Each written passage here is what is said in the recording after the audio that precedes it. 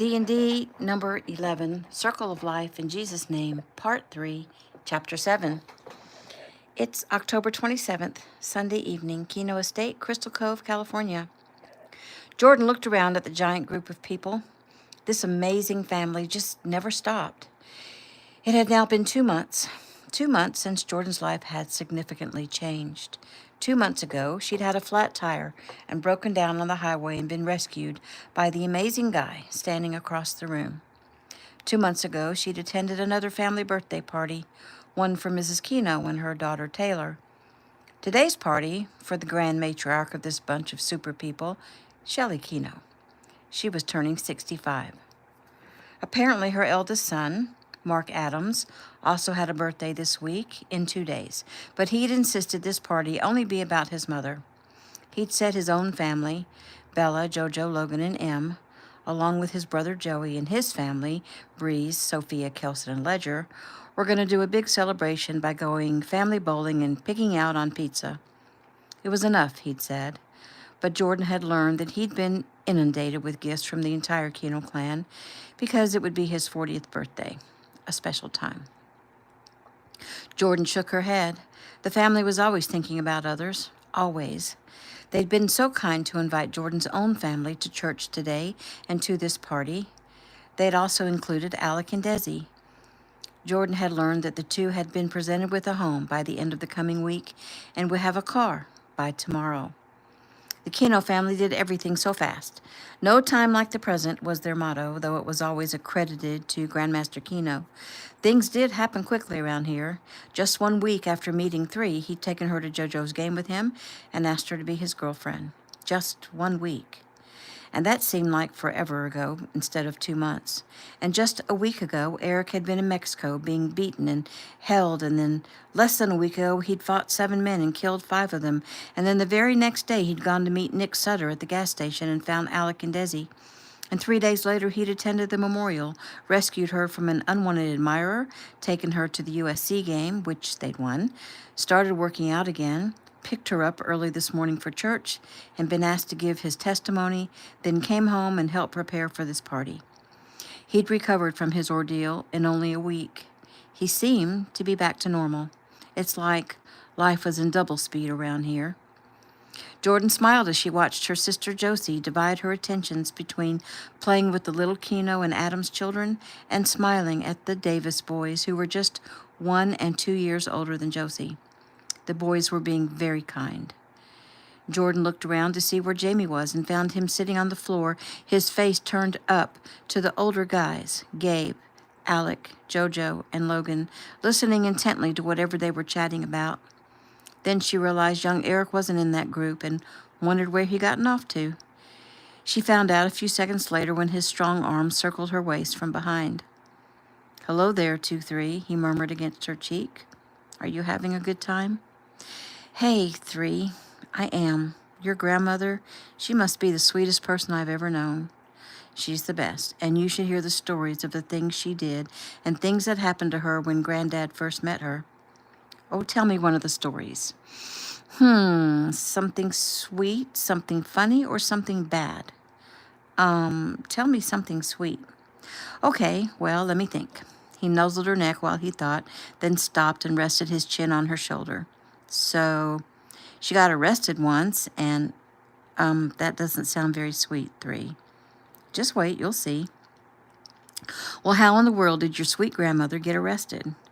"Oh, some deranged woman shot Aunt Angel and was trying to kill Grandma, and they fought, and my grandmother got the gun away from her, but when the police finally arrived, they arrested Grandma because she was the one holding the gun." He paused, and Jordan turned to look up at him. "Still not sweet." He brushed some hair back from her face and smiled. "You're so impatient. I'm telling a story here." She giggled. "Sorry, go ahead." "So they put her into a jail cell with a bunch of other women, most of them hookers.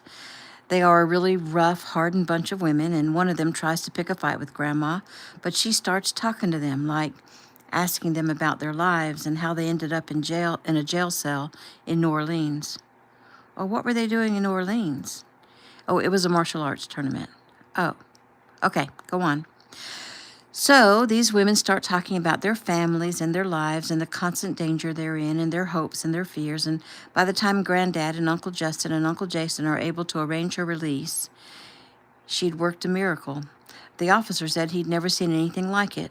The women had all memorized Grandma's phone number and promised to keep in touch and wanted to turn their lives around. Aw, that is sweet. Yeah. And then she'd also saved Aunt Angel's life and knew she was in the hospital all alone with no family and friends to visit her. So Grandma insisted that Granddad take her to the hospital to visit Aunt Angel. And Granddad told her it was after visiting hours and they wouldn't let her in. And my grandma came up with some crazy elaborate plan to sneak in, and it worked. And Grandma and Uncle Jason, who was just starting to like Aunt Angel, snuck into her room and let her know that she was not alone. Okay, that really is sweet. Yep, just like you. Not hardly. Tell me something funny now about your grandma. Okay, let me pick one. Oh, I know. So when Granddad was first starting to train Grandma for the mart, she was really stiff and sore like just the second day. So Granddad surprised her with a masseuse to give her a rub down and help loosen her up. And the guy was this big burly dude who spoke in a thick French accent. And when he got his hands up near Grandma's backside, she went a little crazy. She tried to get away, and he tried to hold her down, and she screamed, and Granddad came running in to see what was going on, and the French dude was fussing and talking about how insulted he was. He said, "I am a professional." Oh, that's not funny. I wouldn't want some strange man's hands all over me either. Good to know, young Eric said with a smile. The funny part was, since then, Grandma gets irritated if anyone speaks French to her, or even does a French accent. Jordan giggled. You'll have to demonstrate sometime tonight. He nodded. I will. Tell me something bad. Well, there's lots of those. Let me see. A short one. None of them are really short, but I'll just tell you this. When Granddad was a senior in high school, he beat up some dude that was always picking on the Asian students. And then the guy that got beat up, he lost his girlfriend to Granddad, and then Granddad married her. But I thought your grandmother didn't marry your grandfather until she was like 30. That's right. I'm getting to it. Granddad's first wife was Anne. She's my father's mother. She passed away when my dad was just 11 years old. Oh, yeah, right. I think you told me that before. Sorry, I forgot. It's okay. It's hard to keep things straight in our family. Anyway, so when Granddad met my grandmother and fell in love with her, that guy, the one he'd beaten up in high school, he took his revenge and he broke into Grandma's house early one morning when she was all alone and beat her up really bad. He almost killed her. Her teeth were loose and her mouth was so swollen that she couldn't eat solid food. Jordan shook her head. That is terrible. Oh my gosh, 3. How could a man do that to your tiny little grandmother? Well, it was bad, and it wasn't the last time he came after her. But we'll save that for another day. Did the man get caught? Did he go to jail? Well, Granddad knew immediately who did it, and he told the police, but they weren't buying it, and they couldn't question him because he was hiding out. So whatever happened to him? He died. Really? How? My grandfather killed him. Jordan's mouth fell open. I was not expecting that. Young Eric nodded. I know. It surprised me too. It wasn't like he killed him for revenge. It was justifiable homicide. But again, long story to tell you another day. Okay, everyone, Bree announced loudly. We're going to do this at the table, so everyone come into the dining room to sing to Mom. Shelley Keno was escorted in by her husband and seated at the end of the table closest to the kitchen while everyone else gathered around the table. The giant chocolate sheet cake lay in front of Shelley with an equally giant 65 on the cake and the words, "Just Getting Started," in bright white. 65 candles lit up the room and made Shelley's face glow. They sang to her and asked her to make a wish, and she closed her eyes briefly and blew out the candles while everyone cheered. Bree and Breeze, Jewel, Bella, and Taylor helped out plates of cake, which were then taken over to Ricky, who was dishing out a scoop of ice cream either onto or beside the cake. The little ones were taken into the kitchen to sit around the kitchen table. Young Eric grabbed up a couple of plates of cake and stopped by to get them loaded with ice cream and headed to the dining room to sit with Jordan. I'd better enjoy this and appreciate it because I start back training tomorrow and have only 10 training days left, young Eric said. Are you getting excited? Jordan asked. I'm not sure if excited is the word for it, but feeling ready, feeling focused. He's really jacked, Gabe said as he and Taylor sat down across from them. Young Eric nodded. Exactly. And how are you feeling, Gabe? Same. Dad says that you are becoming a beast. I am, man. I'm ready to kick some booty. And you will too, Gabe said. You have a look in your eye. Yeah. It's a look I wouldn't want to see coming from the guy I'm about to fight, Jojo said, as he and Logan took a seat. Young Eric nodded with a smile. So, Mark began as he came to sit with his cake and ice cream. You guys feeling pretty good? Both Gabe and young Eric nodded. Yes, sir. No worries, no doubts? Joey asked as he joined them. None, Gabe said. Don't get cocky, Bree said, as she and Ricky came to sit at the table. That's not being cocky, Joey answered his sister with a smile. That's confidence, and it's a good thing. Everyone looked over at Grandmaster Keno where he sat next to his wife. He smiled and nodded. Totally agree.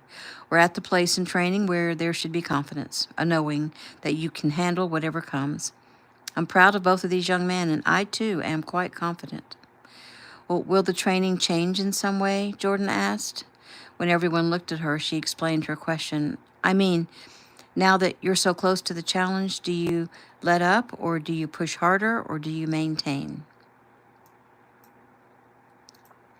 Grandmaster Keno nodded. That's a great question, Jordan, and the answer varies depending on how long they've had to train. Young Eric had 10 weeks to train with a few interruptions.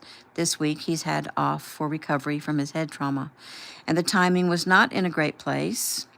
We would have trained really hard this past week, and then we would have tapered off for the intensity for these last 2 weeks, but since he went off cold turkey for a week, it'll be a little different. We'll spend the next 2 days in hard training, make sure he's good to go, and then start tapering off of the intensity. Same for me? Gabe asked. You haven't been at it as long as young Eric, so you'll continue hard this whole week, and then we'll just keep you warm next week. Gabe nodded. Will they have any more sparring days? We'll do some light sparring for both of them. Eric will have one more hard sparring day, really only to maintain a confidence level, but that will be an important day. Gabe will spar a few more times, early this week probably, Wednesday, maybe Saturday.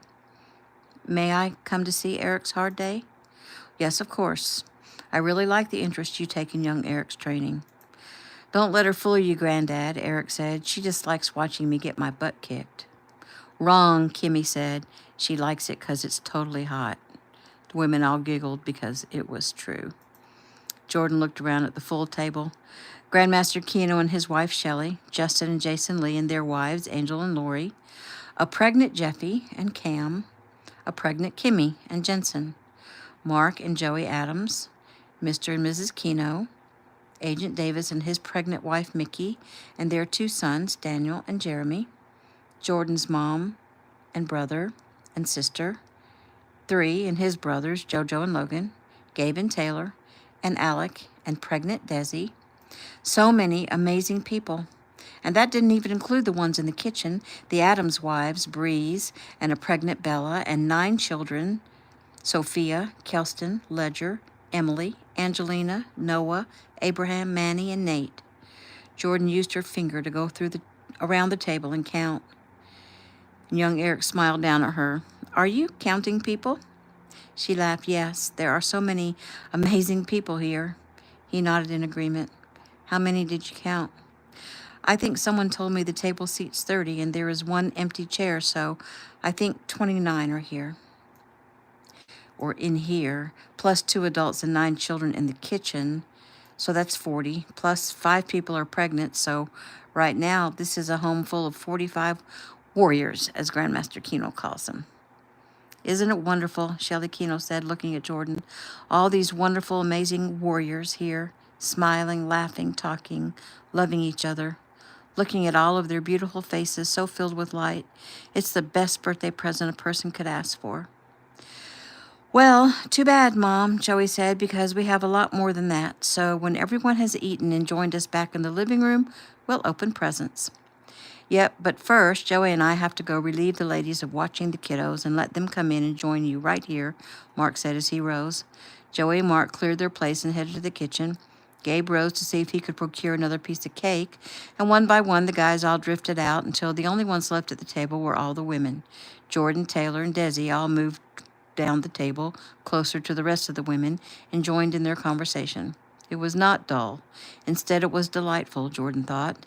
These women were some of the strongest, brightest people in the world, and Jordan was feeling very blessed to be a part of their world. New scene. It's October 28th, 1:30 a.m. Monday morning, but 11 a.m. Afghan time. Stewart home, Pine Forest, Georgia. Elena jumped up quickly when her computer started ringing. Finally, he was calling her. She dashed across the room to her desk and accepted the video call.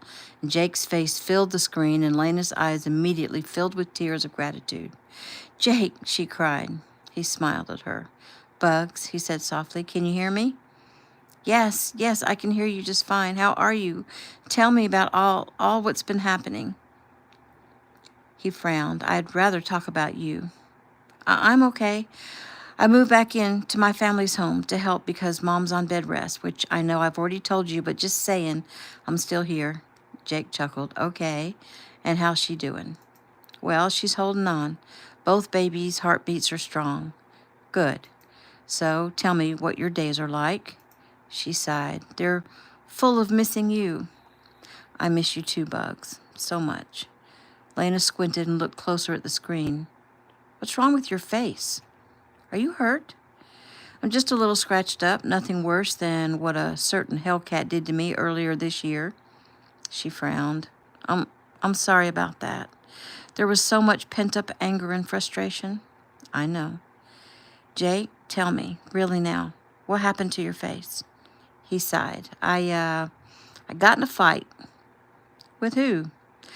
"With an RPG." Lena gasped. "Oh, no. How close was it? Was anyone else hurt?" "Close enough, and yes. But I was able to get to Derek and get him out of there before any further damage could be done."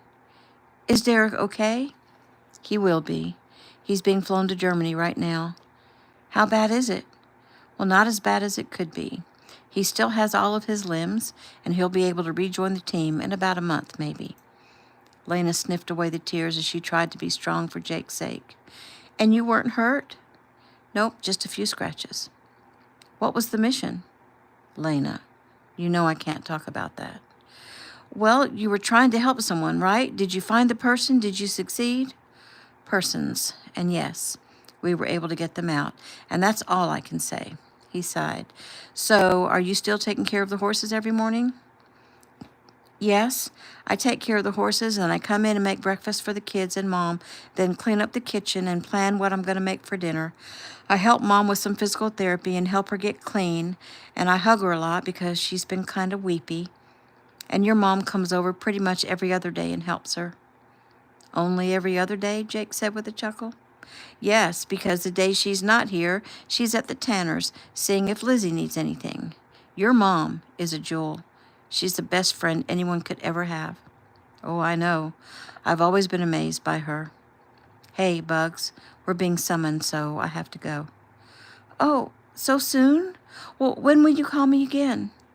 "I'll try again tomorrow, depending on what mission we're about to get. I love you, baby. I miss you so much. You keep being strong for me, okay?"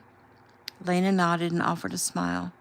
I got this, Jake. You stay safe. Do you hear me? Stay safe." He nodded. "I will, Bugs. I love you." "I love you," she sniffed. "I love you so much." "Ditto. Talk to you tomorrow night. Get some sleep." "I will. See you soon." "See you soon." The screen went blank, and Lena sat there staring at her own reflection for a few minutes. "That was Jake?" She looked up at her father standing in her doorway. Yes, finally, but we only got to talk for a few minutes and then he had to go. Chaz nodded. How's he doing? His face was all scratched up from getting into a fight with an RPG, he said.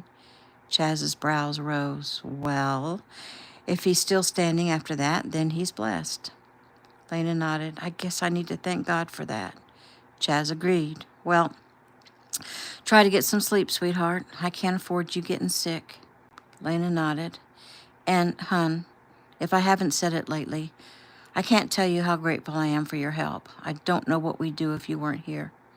Well, you're welcome, Dad. I'm glad I can help, really. I'm truly grateful I'm here to take care of my family. Chaz smiled. You're a good girl, Bugs. New scene. It's still October 28th. It's 8:13 p.m. Monday evening, UCLA off-campus housing, Los Angeles, California. Sighing heavily, Jordan closed her laptop and her notebook and her 2 other books. That was it. That's all she could do tonight.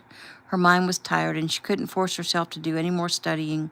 She pushed away from the small desk in the bedroom that she shared with Colton and began laying out clothes and packing her sports bag for the next day. She had had a great practice this morning. All 3 coaches had complimented her. She'd struck out 6 girls during their scrimmage, and she was feeling really good about it. She got into all of her classes without problems. She had an early dinner at the cafeteria. 3 had called her after dinner to let her know that his training went better than anyone thought, and that he'd sparred well against a couple of 5th Dans, and that he felt more confident than ever. So far, the day was a good day.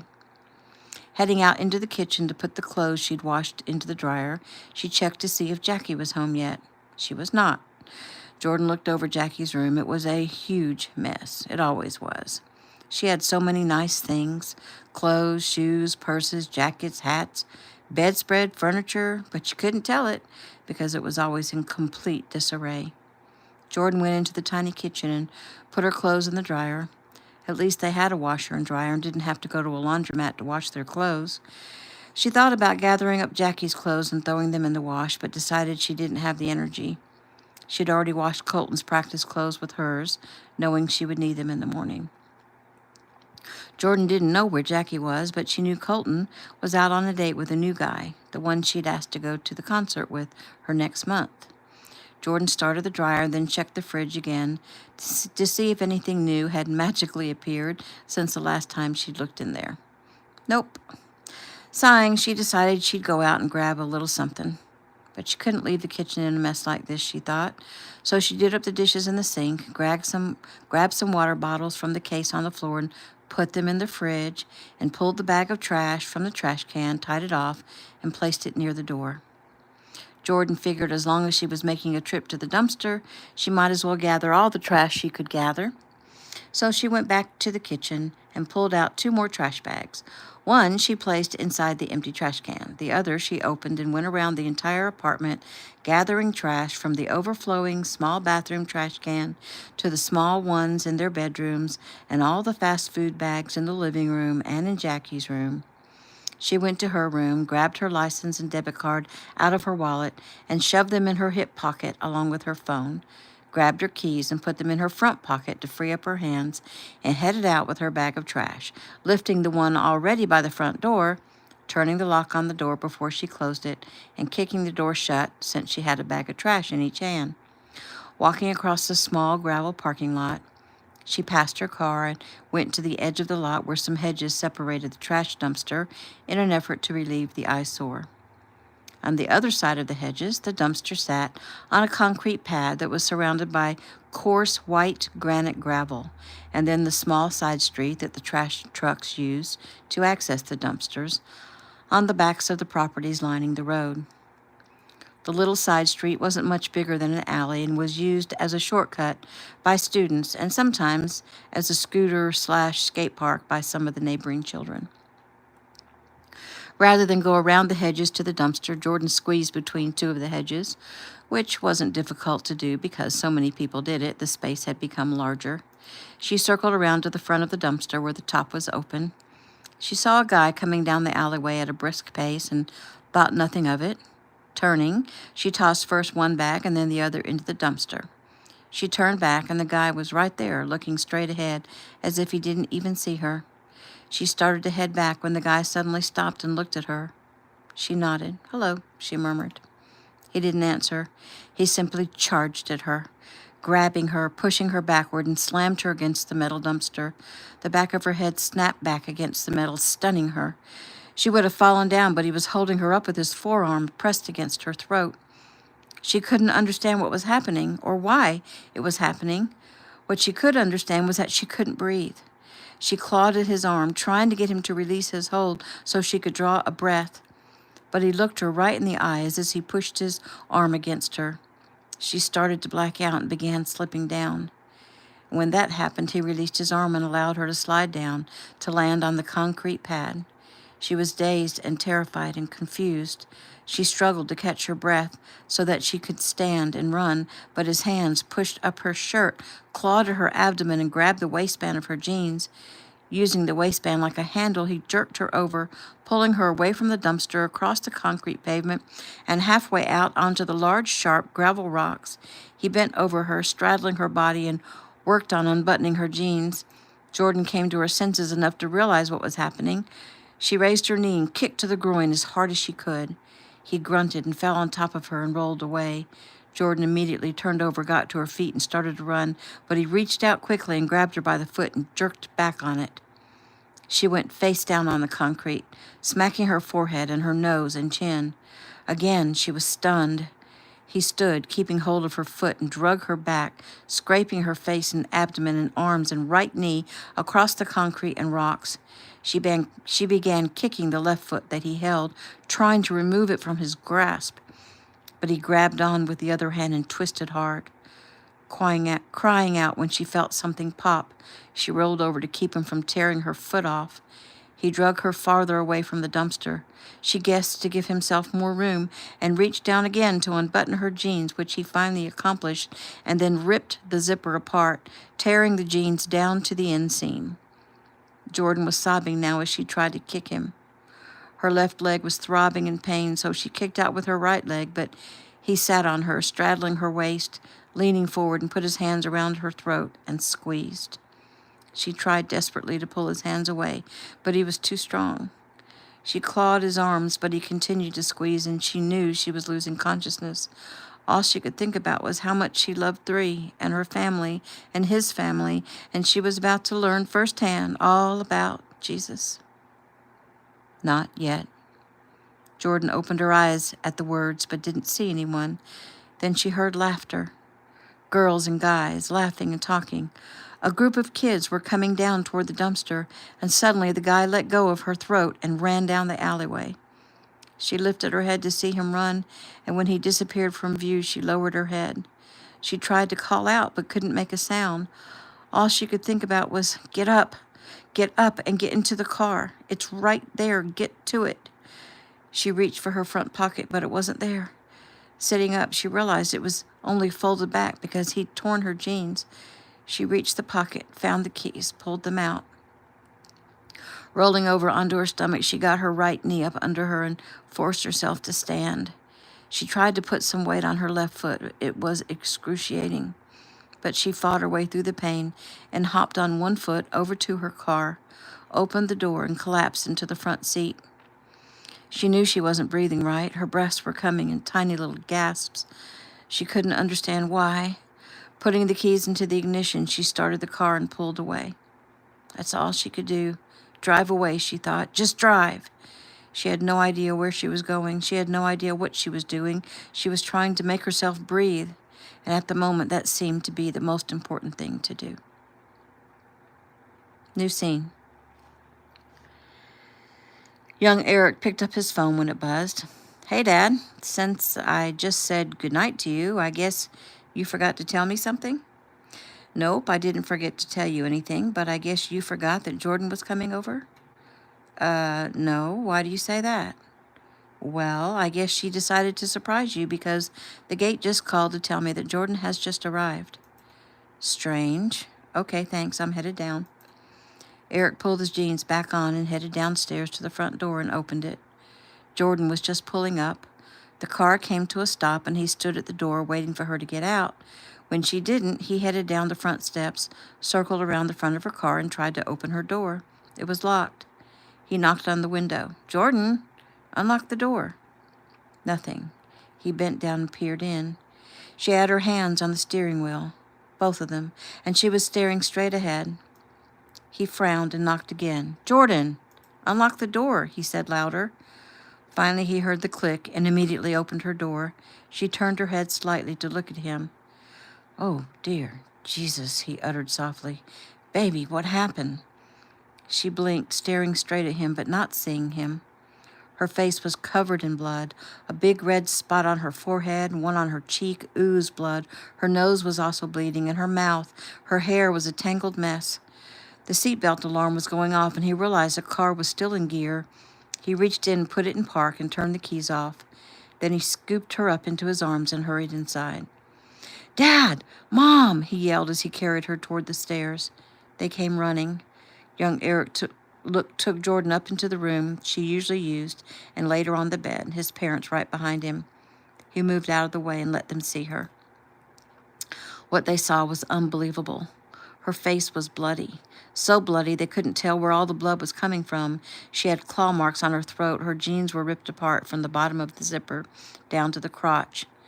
There were more claw marks on her abdomen, and there was like a road rash also on her abdomen and on the underside of her forearms. Her jeans were also torn on the right knee, and her knee was scraped and bloody. She wore only her right shoe, and the exposed foot on the left leg was hugely swollen. Bree moved close, looked her over. "I can't fix this. She needs a doctor. We need to take her to the hospital." She started shaking her head violently. "No," she croaked. "Please don't send me away," she whispered, as tears ran over her cheeks.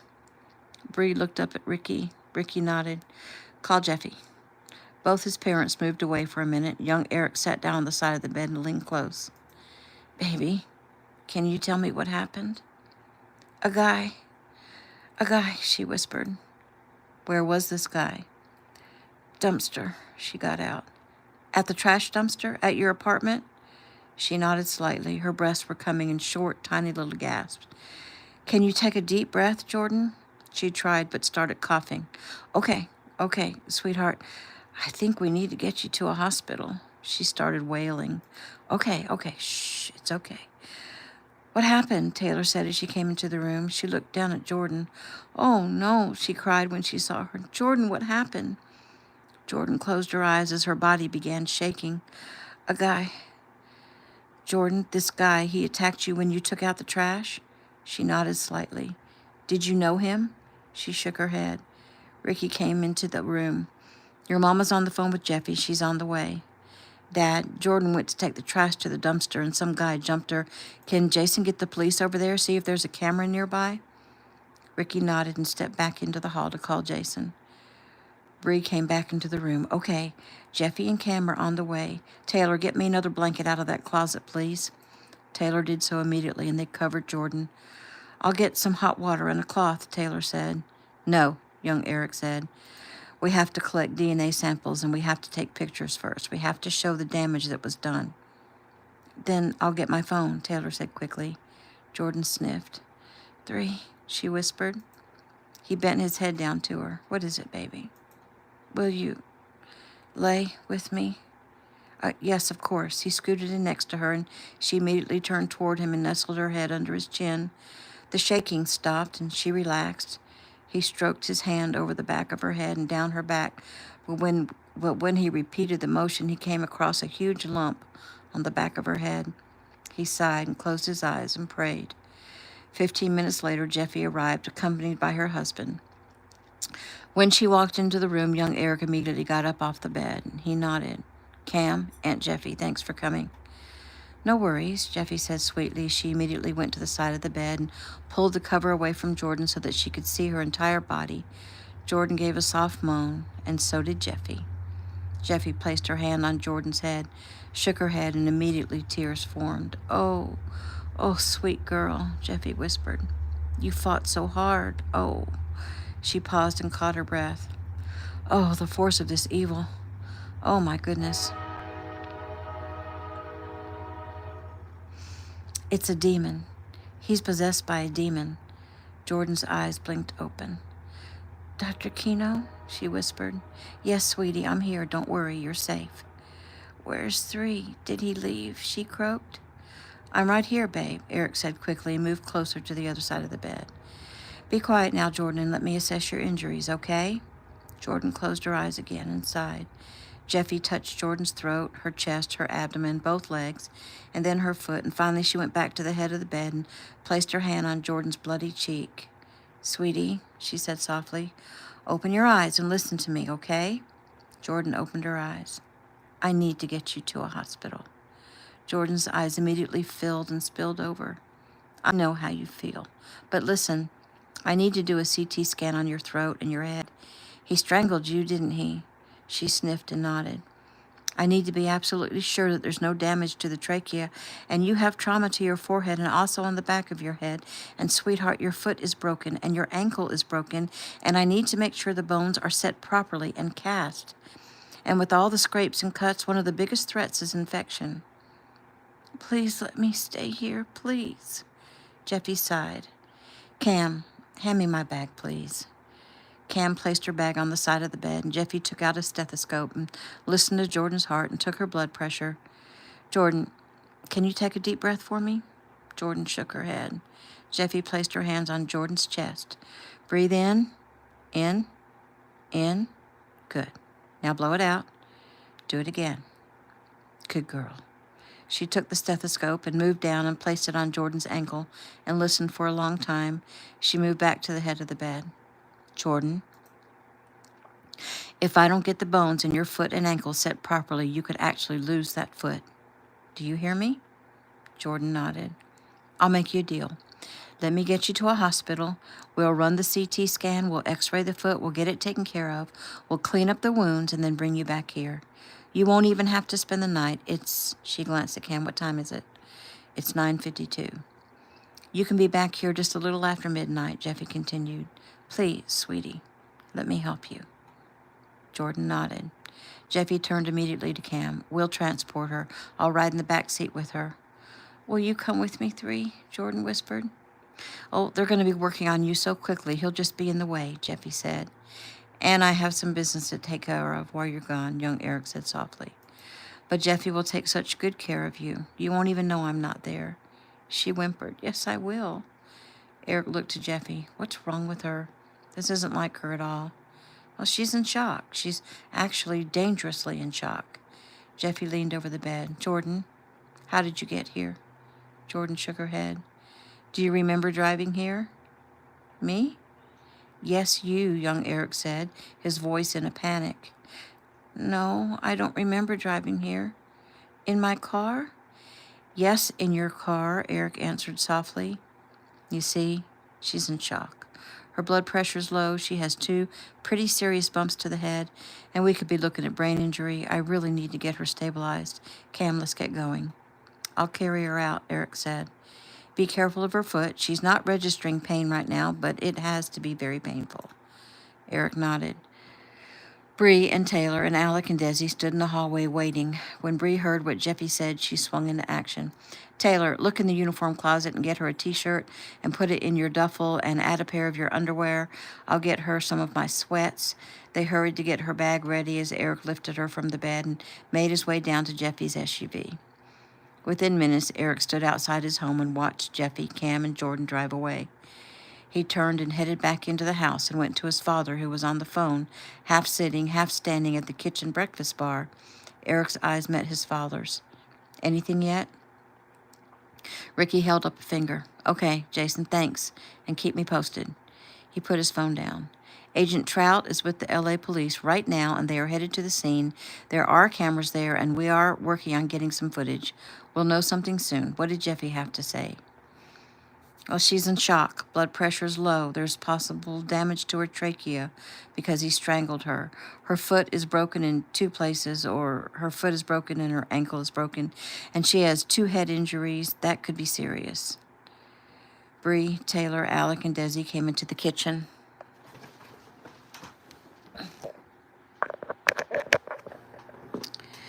Let me try that again. Bree, Taylor, Alec, and Desi came into the kitchen, and Ricky looked at their faces and nodded. Shall we have a prayer? They all immediately stood in a circle, holding hands while Ricky prayed. Young Eric looked up. She's going to stay here for the foreseeable future, he said firmly. Is that okay, Mom? Dad? Of course, Bree said quickly. I'm going up to her apartment, speak with her roommates, and get her things. Now? Bree asked. Yes. But can't you wait until... Bree, Ricky said quickly. She stopped. What? Honey, I know you want to protect your little boy, but he's a man, and he feels like he needs to do something. Let him do it. She nodded. Oh, you're right. Sorry, Eric. You go do what you have to do, but be careful. Young Eric nodded and headed upstairs to get dressed. And that is the end of chapter 7.